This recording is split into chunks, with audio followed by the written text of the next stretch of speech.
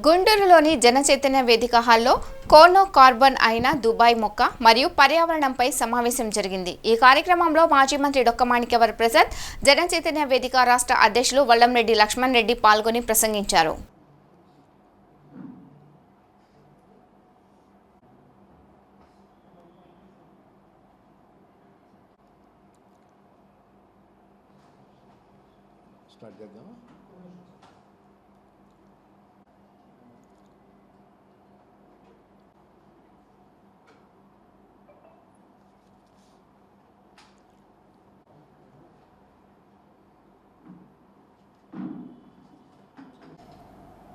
పూర్వం మనం చరిత్ర పాఠాల్లో చదువుకున్నాం.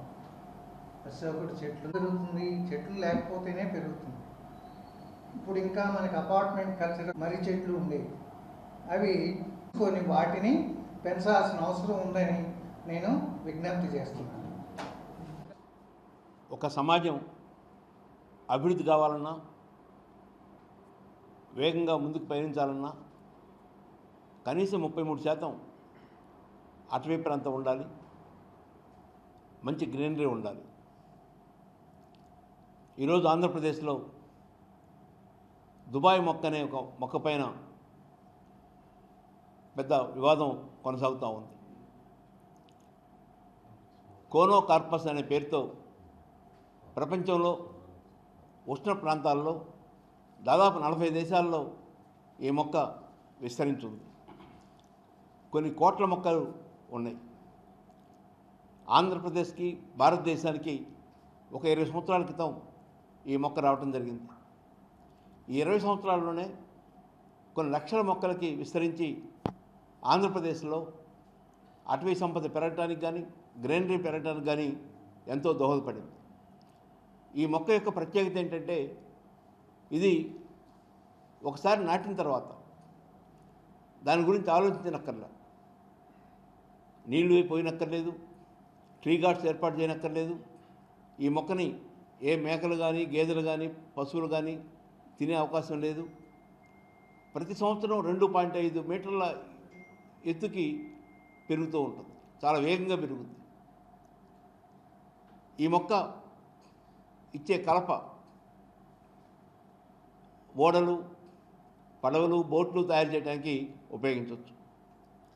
ఈ కలపని వంట చెరుగ్గా ఉపయోగిస్తే ఎలాంటి పొగ లేకుండా వంట చెరుగ్గా ఉపయోగపడుతుంది.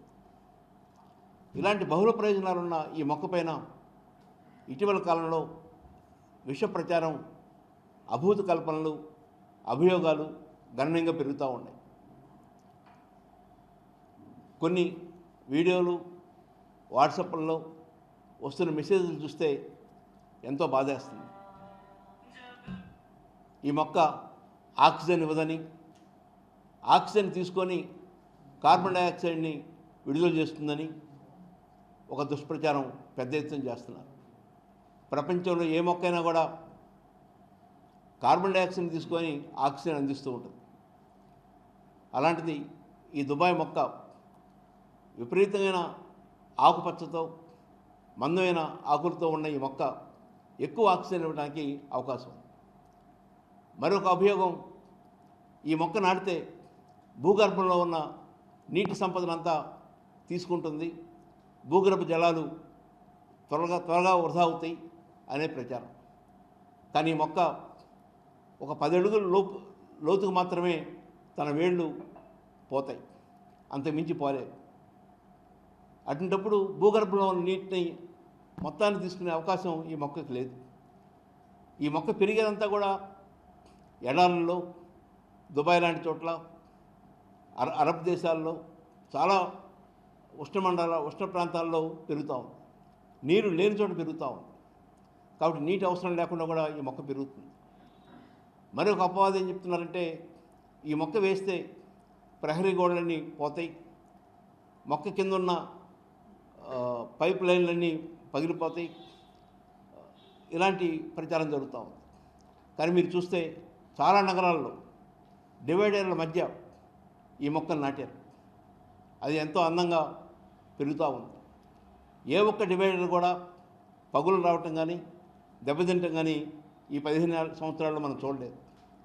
ఇలాంటి అవాస్తవాల్ని పదే పదే చూపిస్తూ ప్రజల్లో ఈ మొక్క పట్ల ఒక రకమైన వ్యతిరేక భావాన్ని తీసుకురావడం జరిగింది.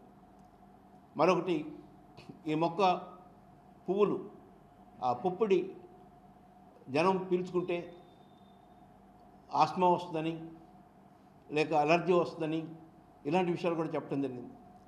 కానీ ఎక్కడ కూడా శాస్త్రీయ పరిశోధనలు కానీ రుజువులు కానీ ఇప్పటివరకు జరగలేదు. మన ఆచార్య నాగార్జున విశ్వవిద్యాలయంలో ప్రొఫెసర్గా పనిచేసిన కె బయ్యప్రెడ్డి గారు 1980-85 నుంచి 5 సంవత్సరాల పాటు యమన్, సోమాలియా, ఇథియోపియా లాంటి దేశాలు వెళ్ళి అక్కడ పరిశోధన చేశారు. ఈ మొక్క మీదనే పరిశోధన చేశారు. ఈ మొక్క యొక్క విశిష్టతని గమనించాడు. అక్కడ గమనించి ఆ మొక్క ఇండియాకు రావడానికి తోడ్పడ్డాడు. ఆయన అభిప్రాయం ప్రకారం ఈ మొక్క బహుళ ప్రయోజనాలు ఉంటుందని, ముఖ్యంగా తీర ప్రాంతాల్లో రోడ్ల పక్కన పరిశ్రమల యొక్క కాలుష్యాన్ని పోగొట్టడానికి, ధ్వని కాలుష్యాన్ని పోగొట్టడానికి, గాలి కాలుష్యాన్ని పోగొట్టడానికి ఎంతో ఉపయోగపడుతున్నది ఆయన అభిప్రాయం. ఆంధ్రప్రదేశ్లో కేవలం 21% మాత్రమే అటవీ సంపద ఉంది. భారతదేశంలో 23% మాత్రమే ఉంది. ఐడియల్ సిచ్యువేషన్ ఏంటంటే 33% ఉండాలి. కానీ ఇలాంటి మొక్కల్ని మనం కాపాడుకోకపోతే ఇవి మరింత పెద్ద అయిన తర్వాత వీటిని రకరకాల కారణాలతో వాటిని తొలగిస్తే మన అటవీ విస్తీర్ణం మరింత తగ్గే అవకాశం ఉంది. మన పచ్చదనం ఇంకా తగ్గిపోయే అవకాశం ఉంది. 2002లో వాల్టా చట్టం వచ్చింది. ఆ చట్టం ప్రకారం ఎవరైనా సంబంధిత అధికారి యొక్క వ్రాతపూర్వక ఆమోదం లేకుండా ఏ మొక్కని ధ్వంసం చేయకూడదు, తొలగించకూడదు. ఈ చట్టం ఈ రాష్ట్రంలో అమల్లో ఉంది. అందువల్ల ఆంధ్రప్రదేశ్లోని ప్రజలకు నా విజ్ఞప్తి, ఈ మొక్కల్ని కాపాడుకుందాం, వీటిని అభివృద్ధి చేసుకుందాం. ఎక్కడన్నా ఇళ్ళ మధ్య, స్కూల్లో, హాస్పిటల్స్ దగ్గర ఇలాంటి చోట్ల ఉన్న మొక్కలకి కటింగ్ చేసి సుందరీకరణకు ఉపయోగించుకోవచ్చు. ఇక్కడ గుంటూరు పట్టాపురం మెయిన్ రోడ్ చూస్తే ఒక గొడుగాకారంలోకి తీసుకొచ్చారు. రాజస్థాన్లో ఉదయ్పూర్ అనే ఒక సిటీలో రైఫిల్ అనే ఒక 5 స్టార్ హోటల్, ఆ హోటల్ మొత్తం కొన్ని వందల దుబాయ్ మొక్కలతో సుందరీకరణ చేశారు. ఆ హోటల్కు చుట్టూ కాంపౌండ్ వాళ్ళు ఈ మొక్కలతోనే చేశారు. ఆ హోటల్ యొక్క ముఖద్వారం ఈ మొక్కలతోనే చేశారు. అలాంటి సుమారు 65,000 రూపాయలు పర్ డే అక్కడ రెంట్ హోటల్కి. అలాంటి చాలా ఎక్కువ ధర పెట్టి అక్కడ ఉంటున్న వాళ్ళు ఇలాంటి నష్టాలున్న మొక్కని ఉన్న హోటల్లోకి రావడానికి ఎవరు ఇష్టపడరు. కానీ అక్కడ అది కొన్ని దశాబ్దాల నుంచి కొనసాగుతూ ఉంది ఆ హోటల్.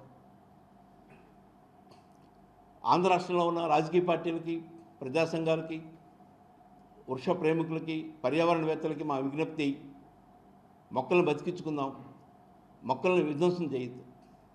గతంలో మనం చూసాం, ఒక రాష్ట్ర ముఖ్యమంత్రి పర్యటనకు వస్తే ఆ పర్యటనలో భాగంగా ఎత్తైన చెట్లని నరికేయడం చూసాం.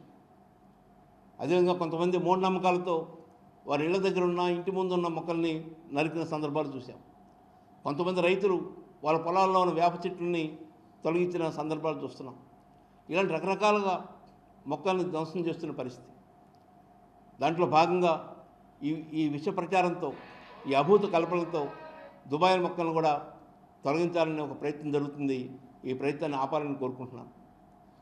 మనం గత 50 సంవత్సరాల నుంచి మన అనుభవం చూస్తే 100 మొక్కలు నాటితే ప్రభుత్వం 1 మొక్క మాత్రమే బతుకుతుంది. మిగతా 99 మొక్కలు బతకటం లేదు. కారణం, ఆ మొక్క నాటేటప్పుడు దానికి కావాల్సిన ట్రీ గార్డు కానీ, దానికి కావాల్సిన నీటి వసతి కానీ ఇవేమీ కల్పించకుండా లక్షలాది మొక్కలు నాటడం, వందలాది మొక్కలు కూడా బతకని పరిస్థితిని చూస్తున్నాం. ఇలాంటి నేపథ్యంలో ఈ దుబాయ్ మొక్క, ఈ కానోకార్పస్ అనే ఈ మొక్క 100% బతుకుతుంది. నీరు అవసరం లేదు, రక్షణ అవసరం లేదు, ట్రీ గార్డు అవసరం లేదు. అది పెరిగి పెద్దయి ఎంతో పచ్చదనాన్ని అందిస్తుంది. రోడ్ల పక్కన వాయు కాలుష్యాన్ని, ధ్వని కాలుష్యాన్ని తొలగిస్తుంది. తీర ప్రాంతాల్లో, సముద్ర తీర ప్రాంతాల్లో వీటిని నాటితే భూమి తరిగిపోకుండా భూమిని స్థిరీకరణ చేయడానికి ఉపయోగపడుతుంది. ఇట్లాంటి అనేక ప్రయోజనాలు ఉన్న ఈ మొక్కని కాపాడుకుందాం.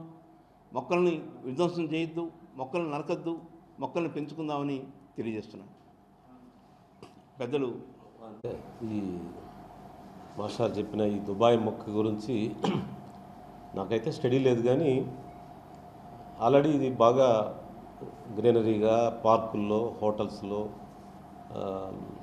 చాలా పెద్ద పెద్ద మనుషుల ఆకారంలో, జంతువుల ఆకారంలో ఆహ్లాదకరంగా పెంచుతూ ఉన్నారు. పెద్ద డిజైన్ బాగుంటుంది. ఇది చాలా చాలా హైదరాబాద్ కానీ మన నగరాల్లో కానీ చక్కగా పార్కుల్ని తీర్చిదిద్దడంలో ఈ మొక్క చాలా ఉపయోగపడుతూ ఉంది.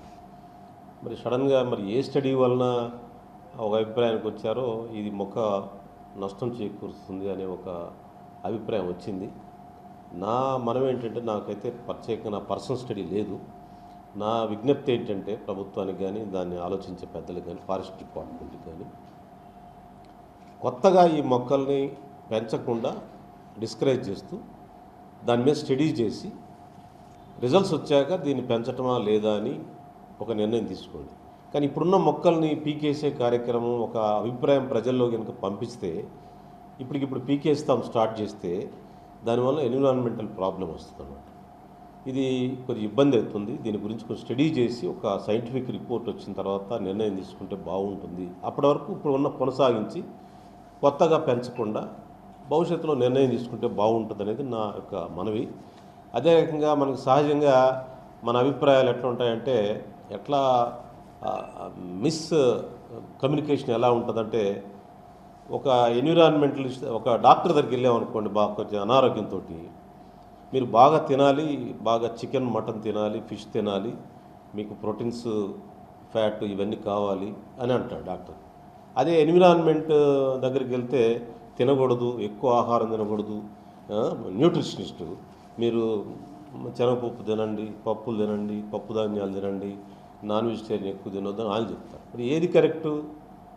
అది కరెక్టే, ఇది కరెక్టే. దానిలోంచి మనం మధ్య మార్గంగా ఒక పరిష్కార మార్గంగా ఆలోచించాలి. డాక్టర్ దగ్గరికి వెళ్తేనేమో బాగా ప్రోటీన్స్ తినమంటాడు, బాగా మటన్ చికెన్ తినండి, బాగా మీ శక్తి మీకు రావాలంటాడు. ఇంకా న్యూట్రిషన్ దగ్గరికి వెళ్తే ఆయన ఏమంటాడంటే, మీరు ఎక్కువ చిరుధాన్యాలు తినండి, అవి తినండి అంటారు. అందులో అవి తినాలి, ఇవి తినాలి, బ్యాలెన్స్ చేసుకోవాలి. ఆ ఎన్విరాన్మెంటల్ బ్యాలెన్స్ కోల్పోతే దాన్ని పునర్నిర్మించడం చాలా కష్టం. ఇప్పుడు మన ఆరోగ్య వ్యవస్థలో చూస్తూ ఉన్నాం. అలానే ఎన్విరాన్మెంట్లో కూడా మొక్కలు ఒకసారి మనం ఒక బ్రాండ్ చేస్తే, అవి కనుక ఒకసారి రూట్ అవుట్ అయితే మళ్ళీ దాన్ని ప్రజల్లో తేవటం, ఒకళ్ళ అవసరం అయితే తేవడం అనేది చాలా కష్టం అవుతుంది.